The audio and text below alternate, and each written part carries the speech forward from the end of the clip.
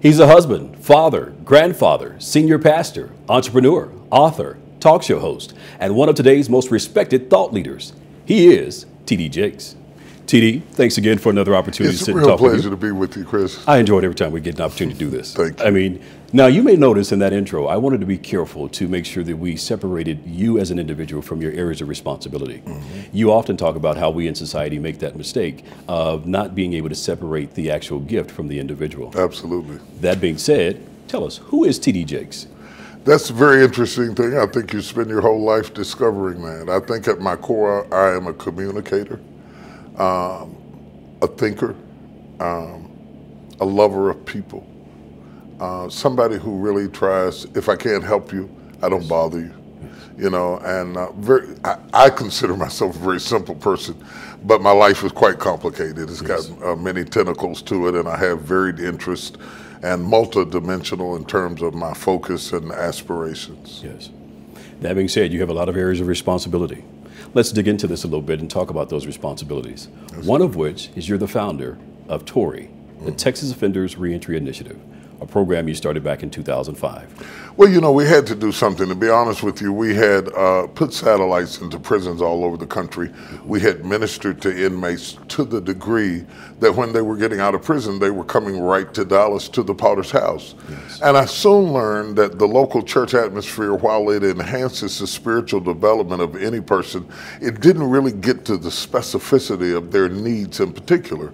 So we had to develop a program that would help them to better re-enter life more effectively. And so we developed the Texas Offenders Reentry Initiative and started it with just church funds and funding it as best we could. We really didn't have the resources to do it like it needed to be done, but we did it to the best that we could. And gradually, as we rolled along, other people started joining in and standing with us so that we could return fathers and mothers, actually, back to their children again and kind of rebuild the family, which rebuilds the community. Absolutely. Very important initiative that you've got there. Just recently celebrated a 10-year anniversary. Yes. Congratulations on that anniversary. Thank you very much. I mean, 10 years of impacting lives of some 10,000 adult male and females have been impacted through this program, thereby touching 10,000 families or more. Absolutely. As a result of that. You know, and it's no quick program. It's not a 30-day, 90-day program. They have to be in this program for at least a year to graduate. Some of them have been in there 2 years, depending on what their need assessments were. There's a lot of challenges that face these people during this time. And it's not just them, but it's about their children. It's about their peripheral family and how they engage anger management. We deal with domestic violence. We deal with criteria for GED. We help them to get employed, find appropriate housing, because there are very few people when you get out of prison that will let you rent from them. Yes. So we drop you off the bus stop from being incarcerated and say to you, now, you know, reach the American dream, but we won't hire you because you're an offender, and we won't give you a place to stay because you're an offender. And sometimes you can't get the basic services because you're an offender. And by the way, you can't vote in many states because you're an offender. So politicians don't pay them any attention. They can't add any value to the home because they can't get a job, can't get a place to stay, and many times have lost their home while incarcerated. Yes. So we create a quagmire of such massive dimension that the persons become hopeless and enter back into crime and violence just to survive. T.O.R.I is a stopgap in between that. Yes. And it is one of many programs that we need in the country to help change things. Yeah. I would say you're creating change in the fact that it's a holistic approach. That's what I appreciate most about T.O.R.I, because there are a lot of programs out there that try and serve the needs of those that have been formerly incarcerated.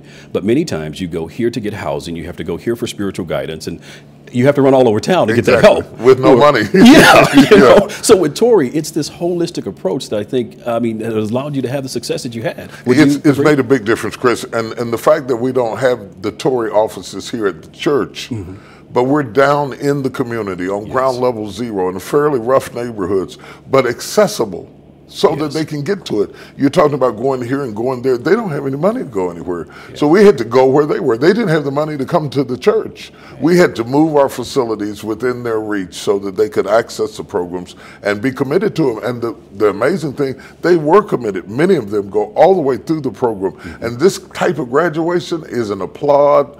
It is a moment to commemorate stick-to-itiveness, as my old pastor would say, and the tenacity that it took to finish something, many of which this is the first graduation service they've ever been in, 40, 50 years old, and this is the first time they've had a cap and a gown on. Yeah. I mean, you talked about your love for people. I mean, is that what you feel birthed this whole thing, the love for people? My love for people and my disdain for a system that has become an embarrassment to the world.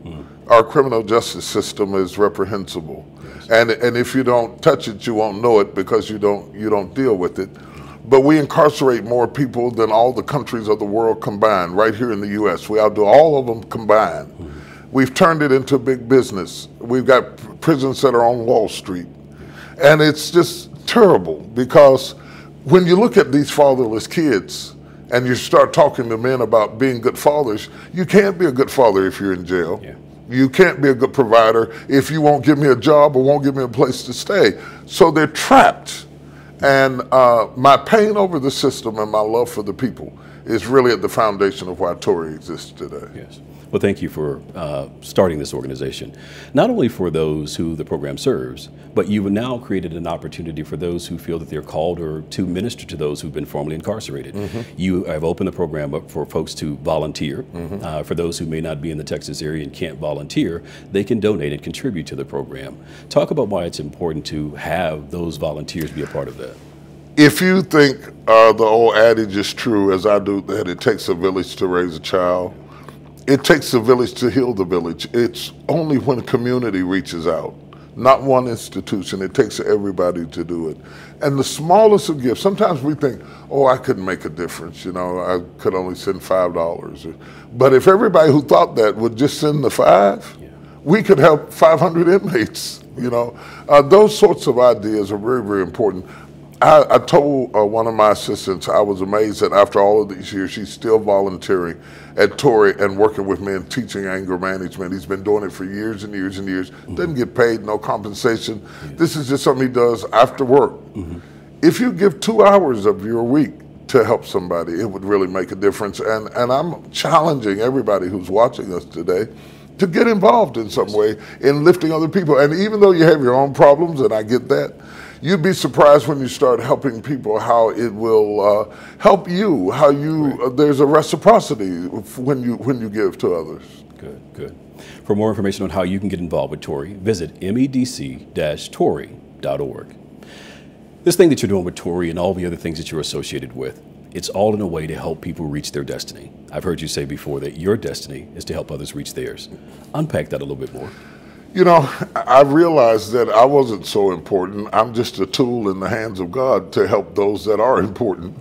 And in the process, I've spent all of my life trying to uplift people. And in the process of uplifting them, it has helped me to be lifted.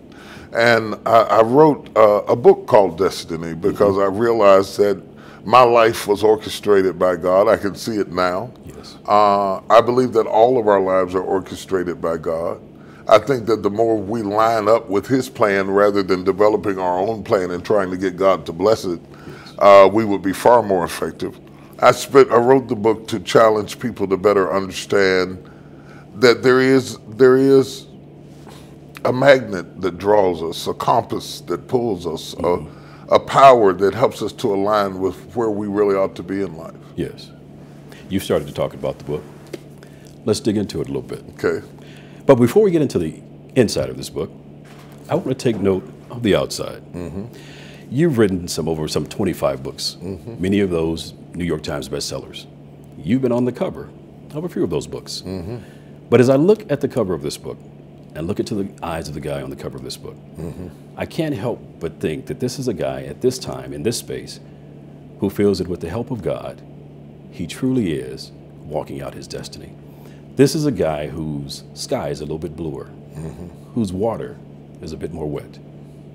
You tell me if I'm reading too much into it. No, I'm amazed that you saw that much of it. But that's true. I think I'm a different person. I've learned a lot. I've been exposed to a lot. Wow, I've been around the world and touched people that from people on death row to the inauguration of several presidents. Yes. You can't have those moments and not be changed by them.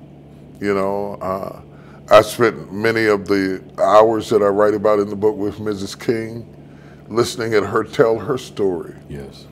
Looking at pictures that have never been released and hearing her talk about the force of the bombs that knocked them back into the kitchen and what that felt like. Those are gifts, man. You know? Yes. And so the eyes that you see staring back at you out of that book are eyes who have met witch doctors in Ghana, who have been up in the hills of West Virginia with snake handlers, who have been the guest of kings and princes around the world, literally, and learn some things that I want to put in the hands of people who may not have those experiences, who may not be in the back room before Whitney Houston's funeral and see the atmosphere in the room, or at the National Cathedral with the president and the vice president in the middle of a national tragedy. Yes. It is not the moment that I can give you, but the wisdom that is extracted from those moments, I can print into that book and share it with you. Your story may not be my story, but it may help to facilitate your story. This book and the thoughts therein is designed to be the wind beneath your wings. Yeah. I have nothing to prove now. I'm a grandfather, you know.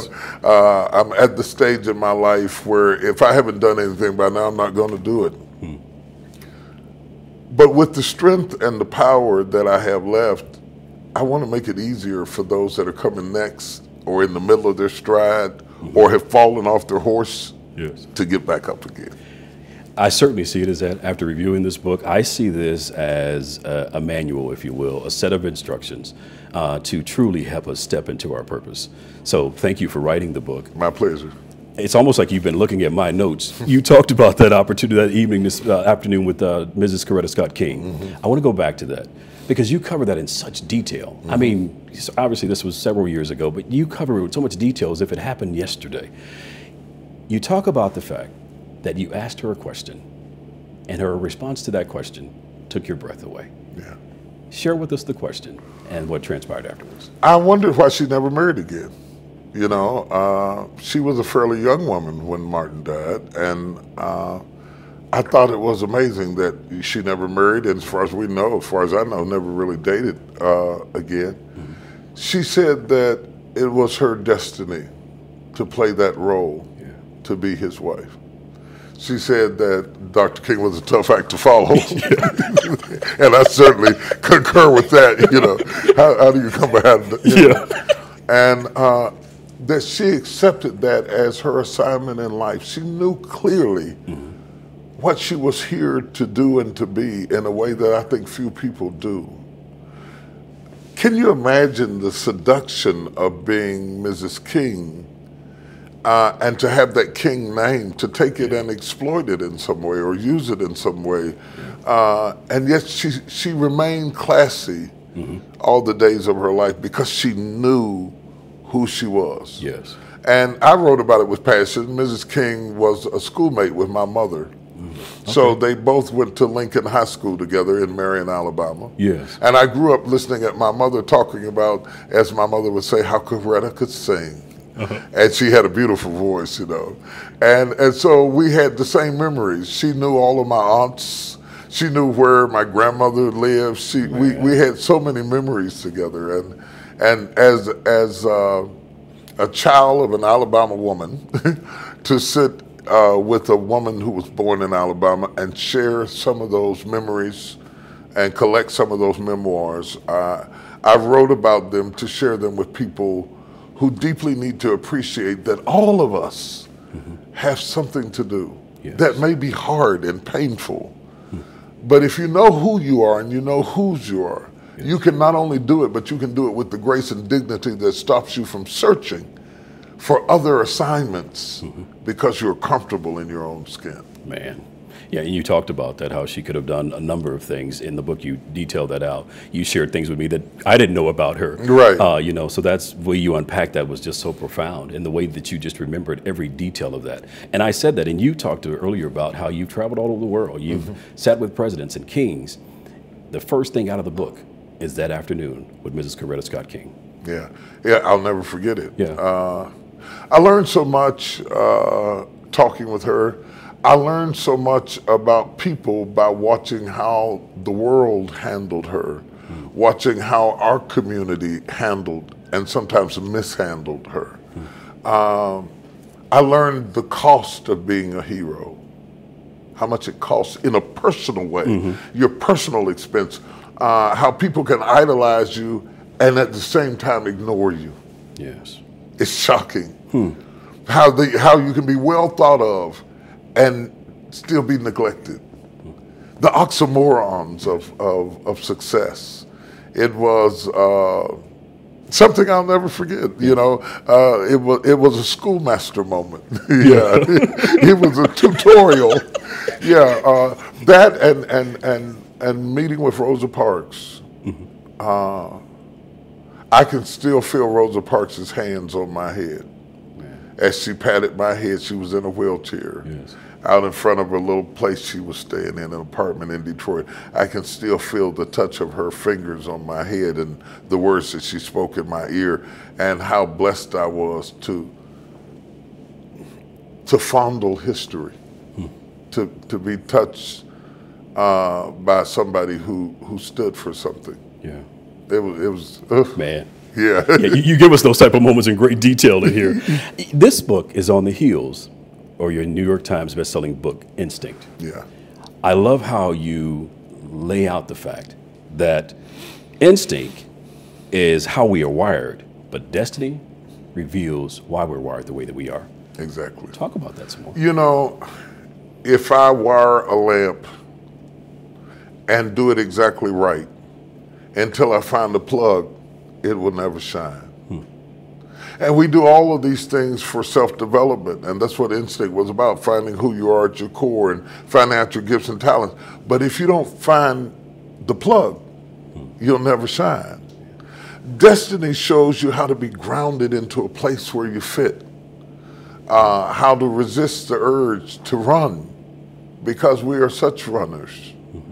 And sometimes we run from our own destiny.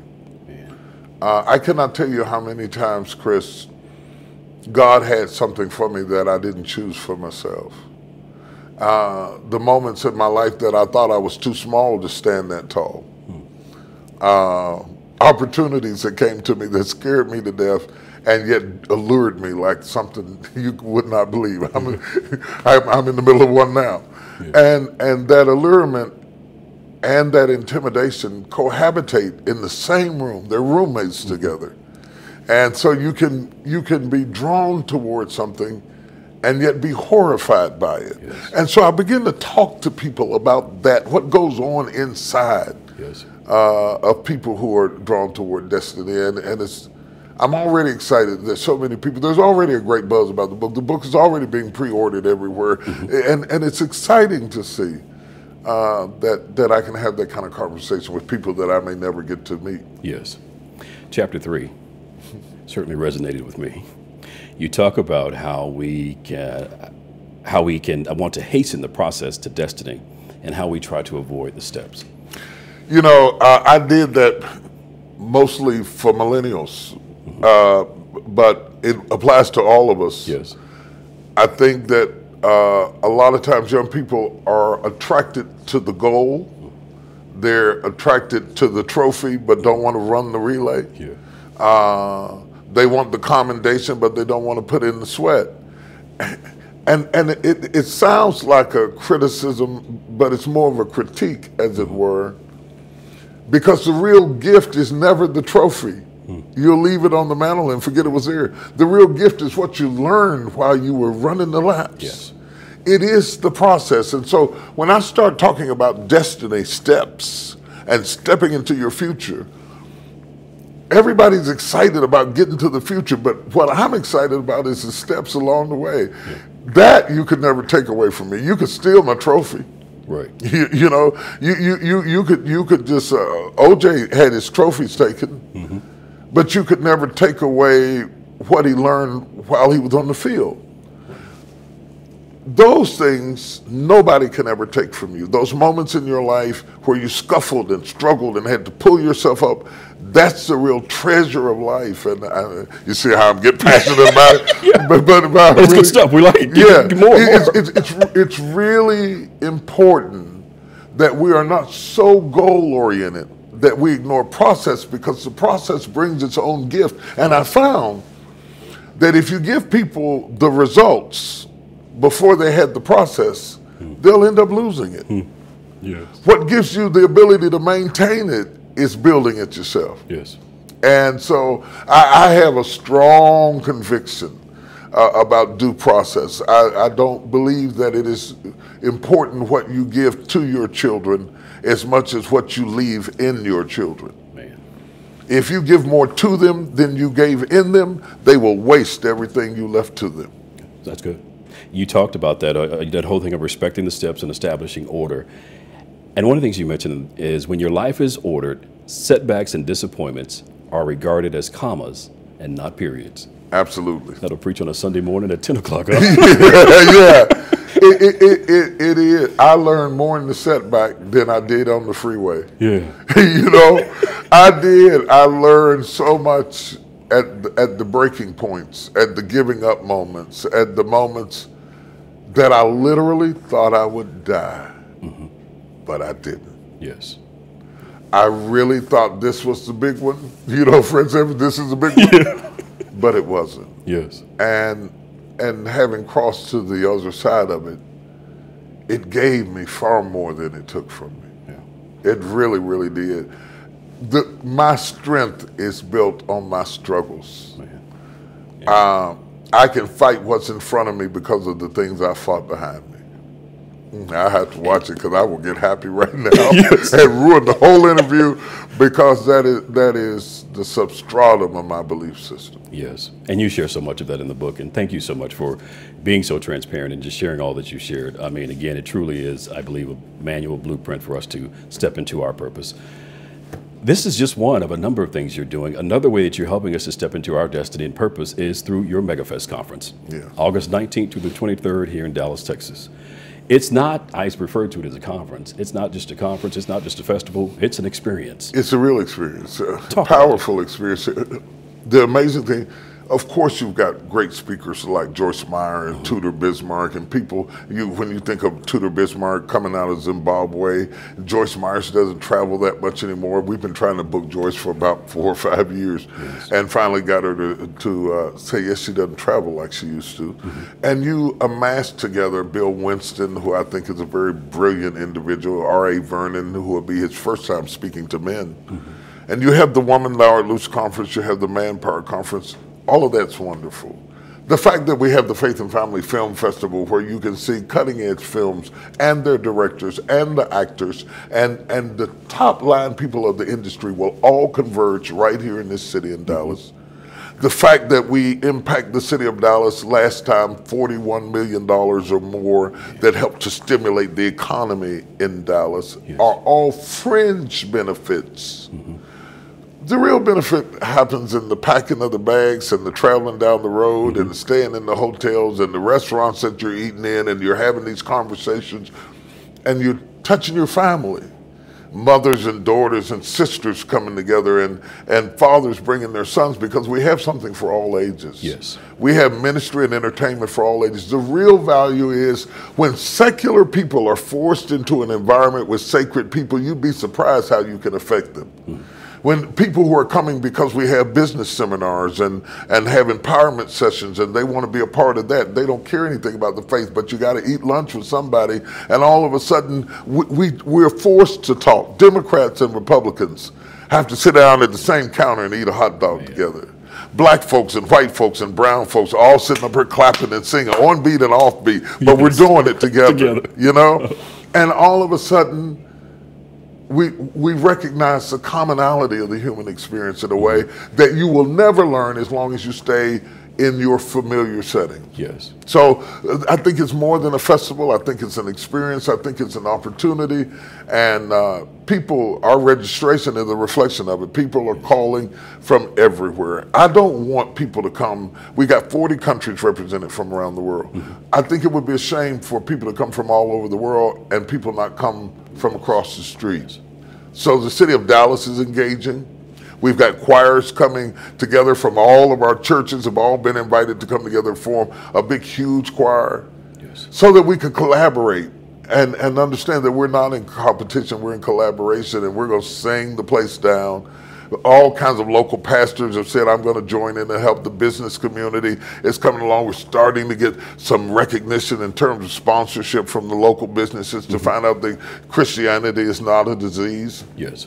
We will not contaminate your bottom line. Yes. We do drink the same drinks and the same sodas, and we fly on airplanes just like everybody else. And so why should we be relegated into an untouchable zone? They're starting to get it. It's a slow process. Well, hopefully they'll get it sooner than later. Yeah, I hope they do. I hope they do. Yeah, other cities are getting it. Yes. Yeah. Let's recap this real quick. I mean, we've talked about T.O.R.I and all that you're doing to impact the lives of those formerly incarcerated. We've talked about the book and how you're helping us to step into our purpose. We talked about MegaFest, how you're bringing presenters from around the world to help folks further step into their destiny. As if all of that wasn't enough.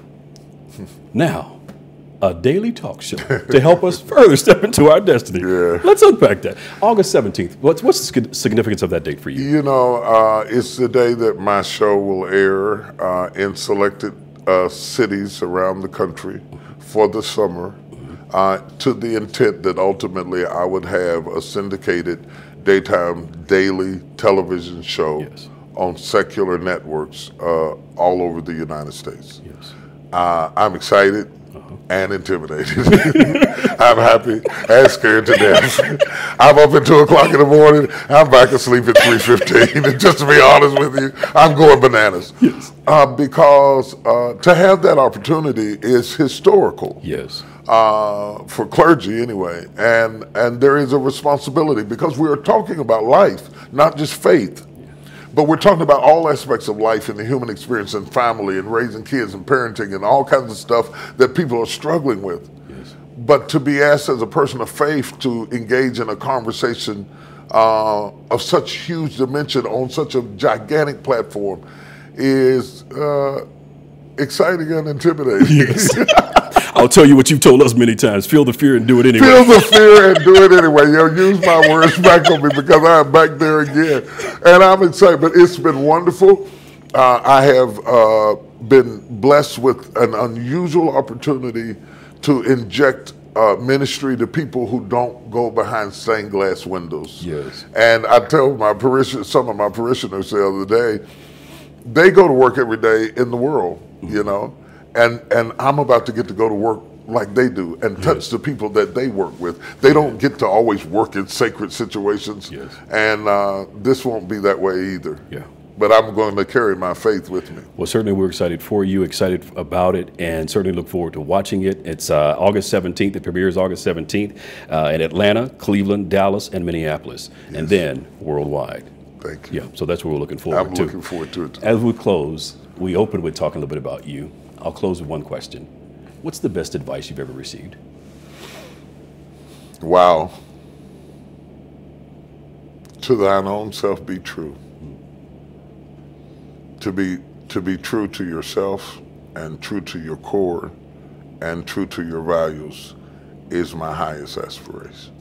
All right. T.D. Jakes, thank you so much. Been a real pleasure. Yes, sir. Thank you.